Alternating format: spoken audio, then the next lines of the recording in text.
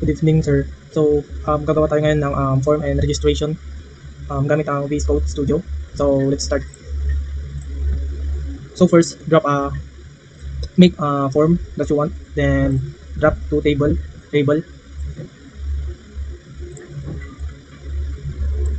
Then, label, text, username, password.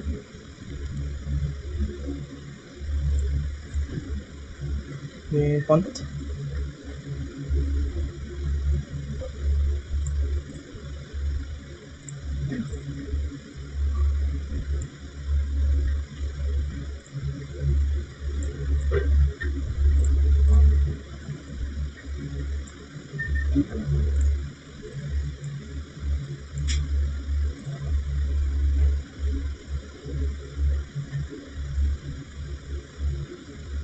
Drop a text box.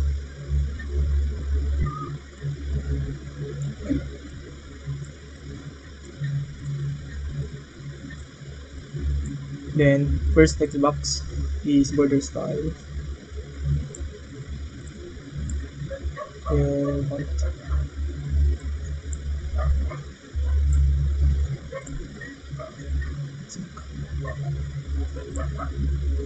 $25.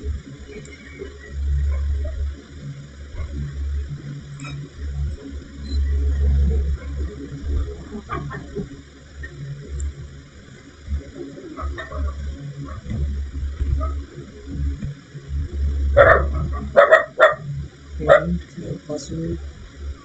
Then,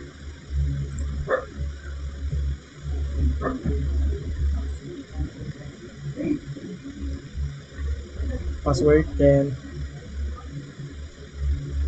drop a button.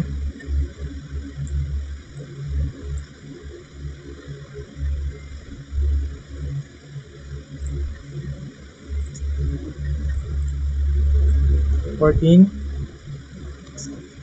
Sa text naman is login. Then name BTN login.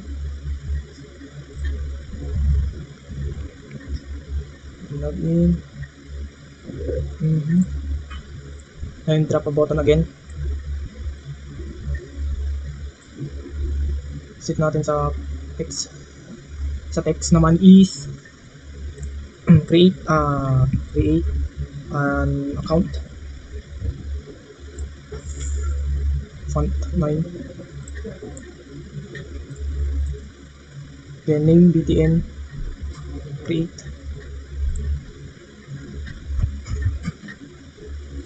Then drop a date time picker para mas maganda namang tignan.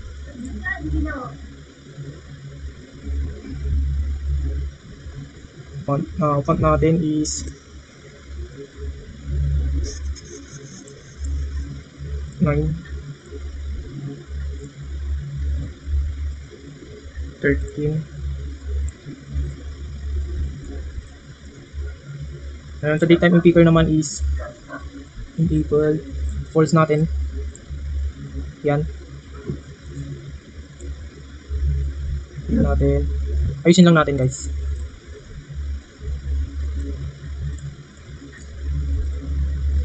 Yeah. So, tapos na natin mag-create ng login form. Ang susunod naman natin is maggagawa ng registration. Add from Windows. Then, ano lang natin? Rename.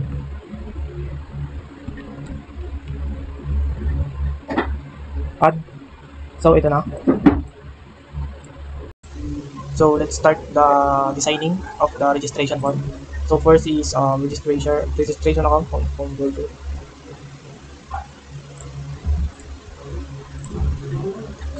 Tapos text naman is registration account form. Its name.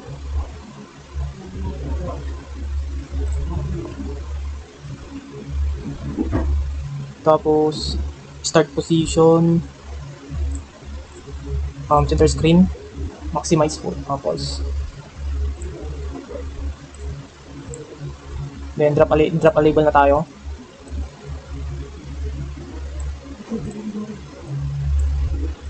Sa label 1 is font 12.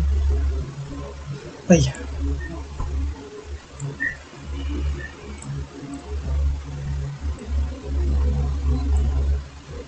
So parang malaki siya. And word text first name.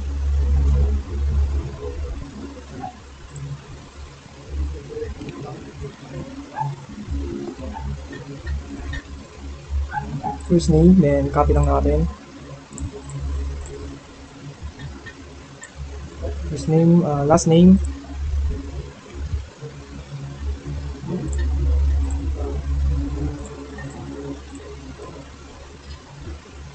Copy lang natin ulit. Gender.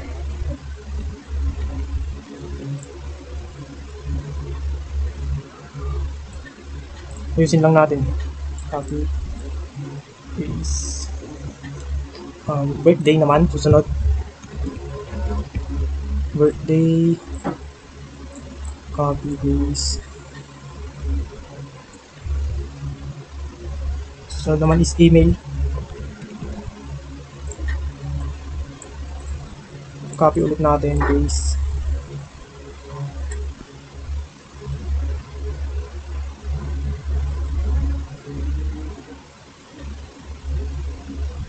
Email, alisin na natin to. Siguro ganito na lang muna. Text box. Drop natin text box.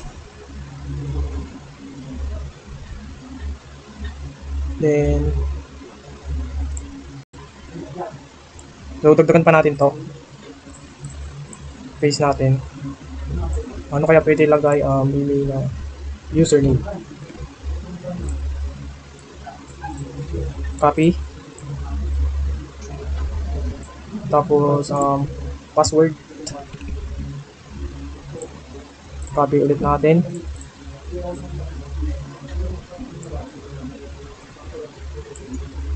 Confirm password natin.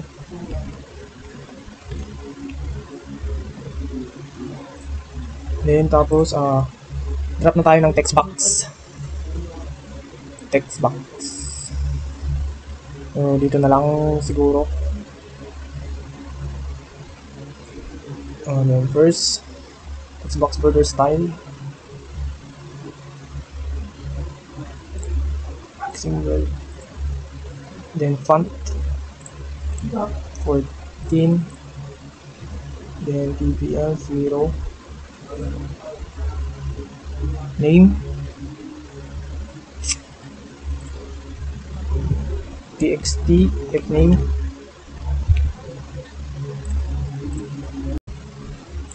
So text box last name, tech name txt, l name, tab index 1,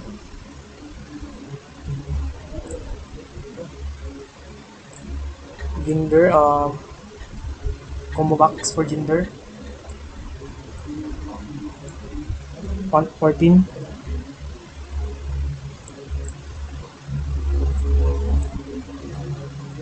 Then drop down list.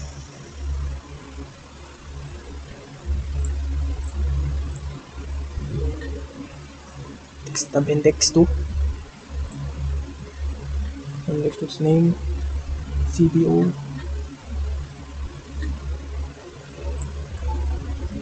Gender. Then date time picker.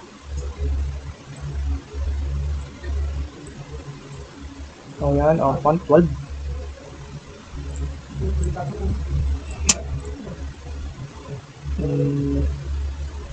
Format, custom. Okay.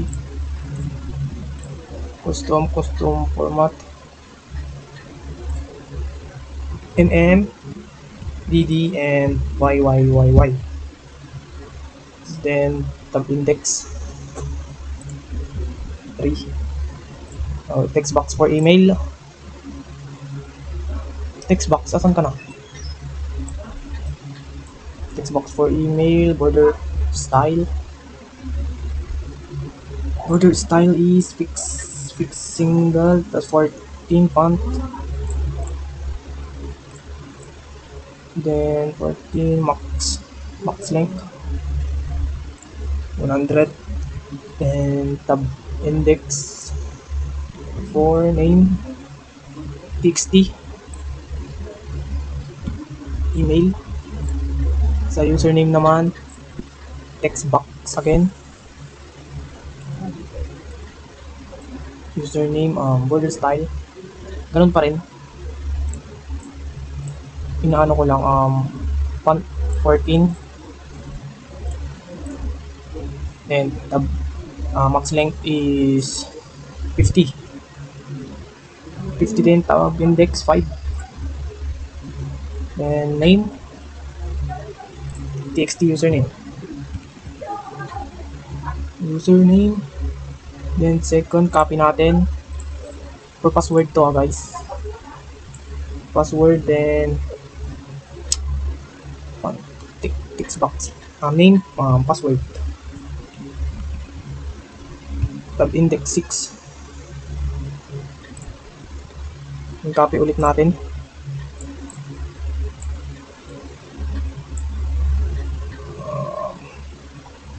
Sa name naman is CP password. For short na lang CP password, yung confirm password. Post tab index 7. Then yeah. So ito na ang ating form for registration account. So may may nakalimutan tayo yung yung tawag dito, yung button pala. Sorry. Drop lang tayo yung dalawang button guys. Ilagin natin. Button tapos font 12.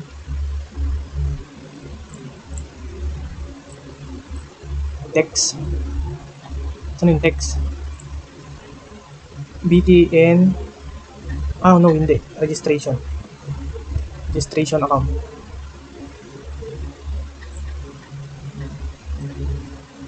Registration account. Tapos sa name naman is BTN. Registration account. Then pick pa tayo ng isang button. Ito na lang, magkatabi. Ano na lang. So second button, go tayo sa text. Go back to login. Tapos sa name naman is BTN back to login. So yan, tapos na tayo. So yan, natapos na natin. So tutuloy natin magagawa na tayo ng homepage kung saan magpapakita dito yung hello, hello tuloy, welcome pag nag-login. So drop tayo ng button. Lagyan na lang natin yung button. So ganyan, okay na to. Then font, hanapin natin yung font 14. Tapos text, welcome. Then name BTN welcome. So yun, pagkatapos nito ay mag-code na tayo. So yun, gagawa na tayo ngayon ng database. So let's go. First, database name, login form, create, 10, user info, create, ID,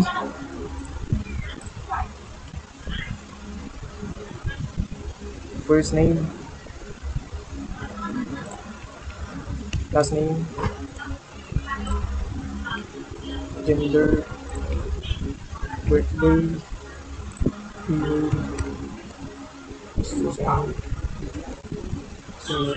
password, and date created, tapos last login.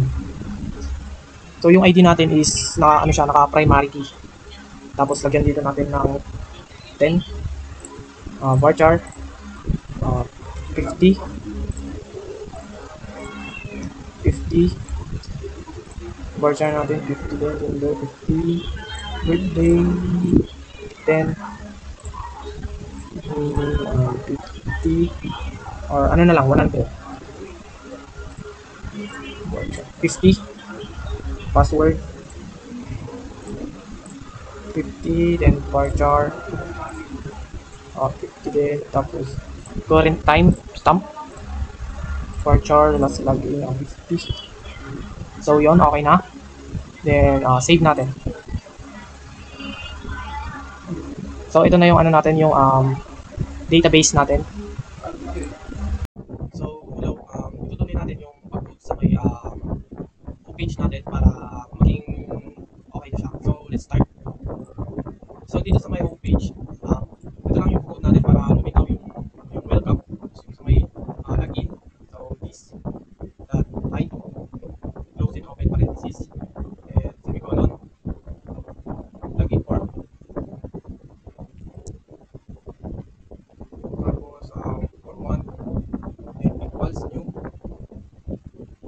login form, close and open parenthesis, then fr online, show, hello, close and open parenthesis, and so ito yung code sa may homepage natin para kapag meron natin, magpapakita dito yung pag pinindot yung login, magpapakita yung welcome. So ito yung code natin sa may homepage. So start natin ulit sa may login. So dito sa login naman, para makonect yung sa may database, is kailangan natin mag-connect ng MySQL connection,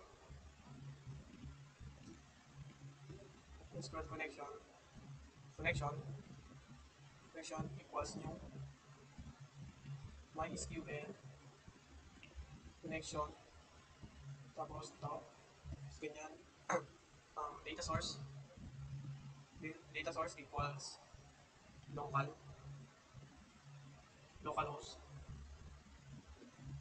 localhost, tapos port equal 333060806, tapos ganyan ulit, then username equals root, then password equals database equals login form, then ito na siya. Tapos next natin naman is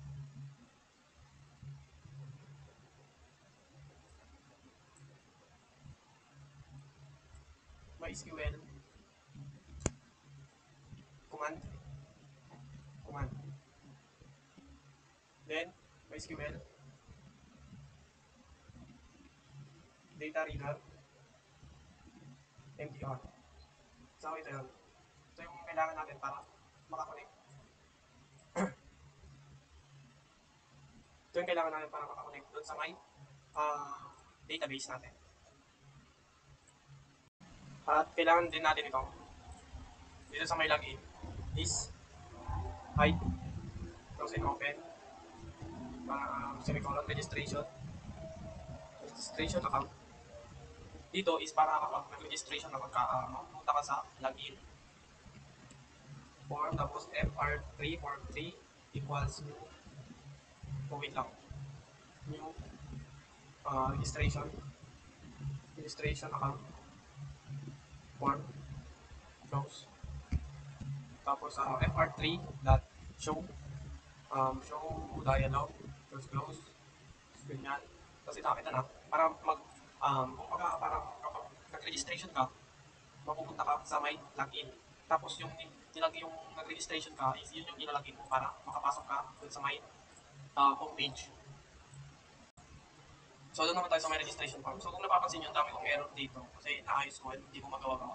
So try natin yung sa may mag-i-insert ng name, password, at doon sa may mapupunta doon sa may database natin. So if close and open, exclamation, isa pang close and open, user exist, tapos saan na yun? Dalawang ganyan, then will exist. Pagkatapos nito, close string, pamali. Yan, mamali na ako. And IQ rate, string IQ rate, tapos equals, insert into user info. Dito sa ano, sa insert into user info, ito yung name ng table ko. So, ganyan, close and open. Tapos, first name, tapos ganun ulit, last name, then last name, password, gender, tapos birthday, email, tapos username, tapos password, then plus, and integer values,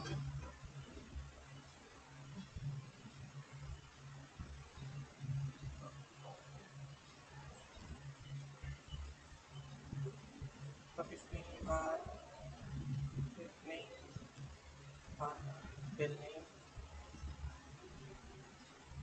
name, bill name,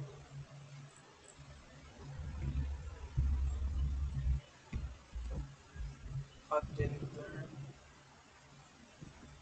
tapos at birthday, at email, at username, at password. O yan, tapos yan. So may mali pa rin tayo, tapos using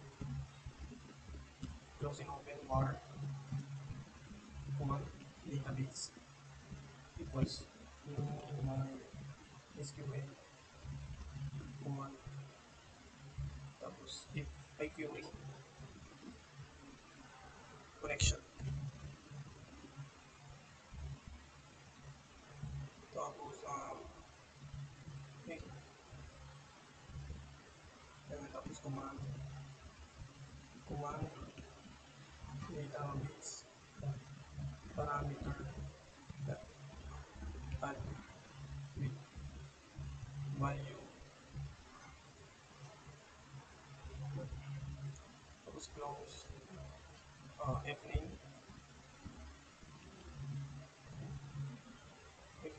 tapos ganyan txt fname na text,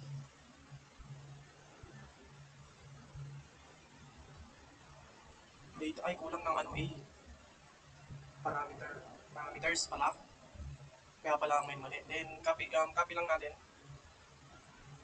same din ito sa may fname lname,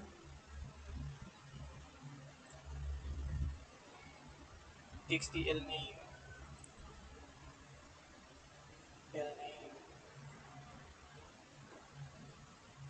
may mali tayo, txt text lname, tapos command ulit, command database parameters add with value, then add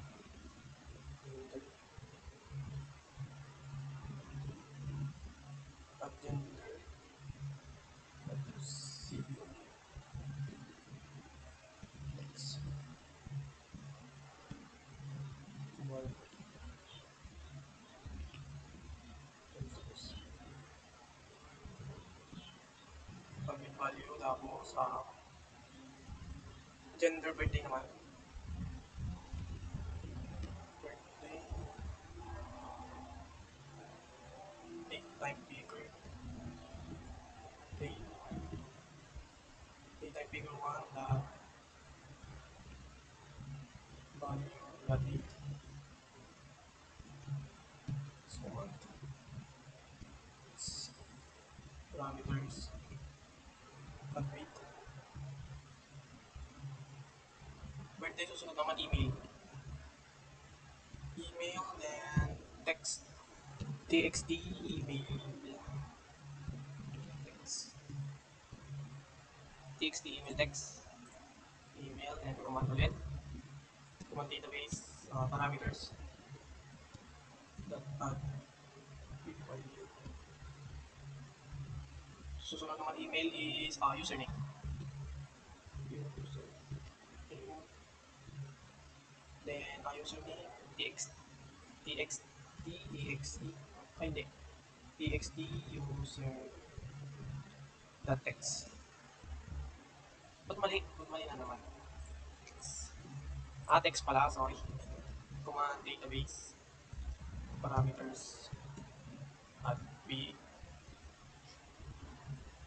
birthday, tapos susunod password. Password. Ay. Text. Password. Text, password, text. Then, try.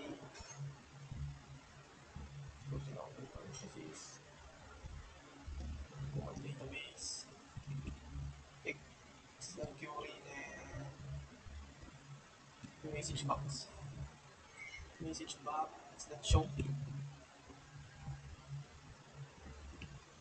Kung dito naman sa may message box is kapag mag-login ka na or nag-registration ka na is may magpapakita na account successfully login, mag-register ka na. Successfully created. Then,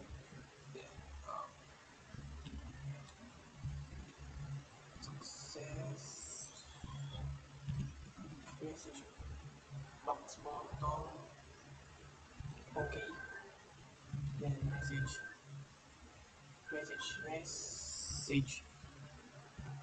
box icon information tapos yan and close parenthesis catch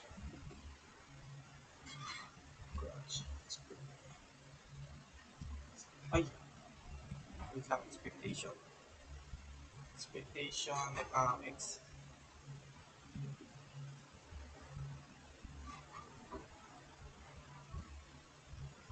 tapos dito naman is sa may message box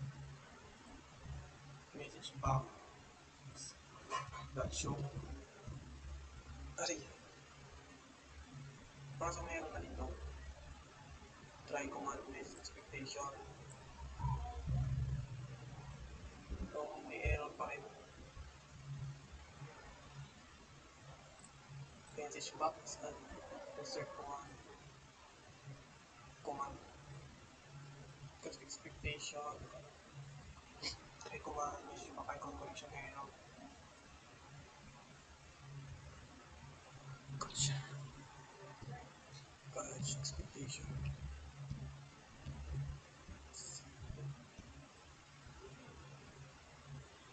mali then message box na show $sign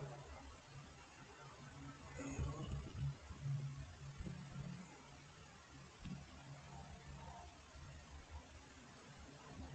curly bracket message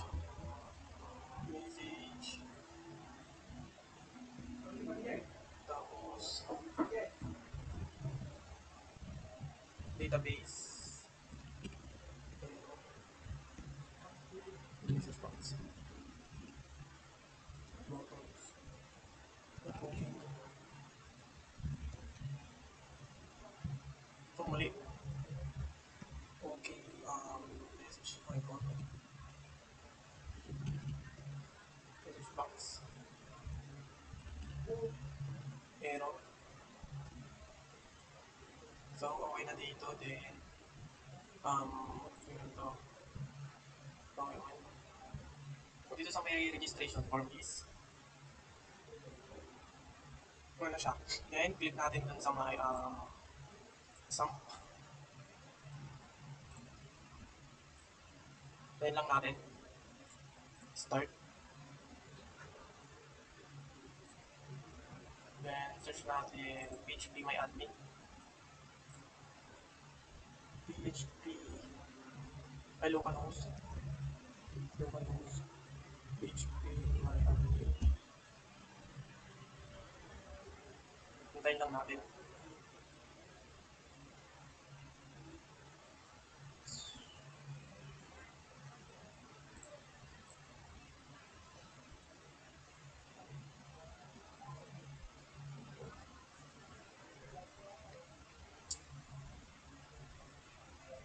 So, dito na nakagawa na tayo ng login form natin.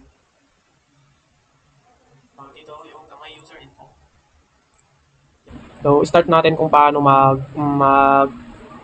pumasok dun sa may database. Yung tingnan natin lahat. So, click start. Then, mag-register tayo ng account. Sa iya. Pakinde. Mail. Then, palitan natin. 2004. October 5. Sa iya. Pakinde. At gmail.com. And username. Sa iya. Shane. Password. 0505. 0505. So, registration account natin. So, account successfully created. So, punta tayo dun sa may dito. So, refresh natin sa localhost. Then, pumasok na yung account niya dito. Sa iya, hindi. Then, balik tayo. Okay. Kapag pindot naman natin yan, so, go back to login. May validation na to, guys. So, go back to login. Then, sa iya. Sa iya. Sa iya, Shane. Tapos, password. 0505. Then, pag click natin itong login, mapupunta tayo dun sa homepage. So, click natin. Login successfully. So, welcome. So, ito na yun. Ito na yung kabuuan ng ating code. So, yun lang. Maraming salamat. Sana may natutunan. So, kasi ako marami akong natutunan. And thank you, sir.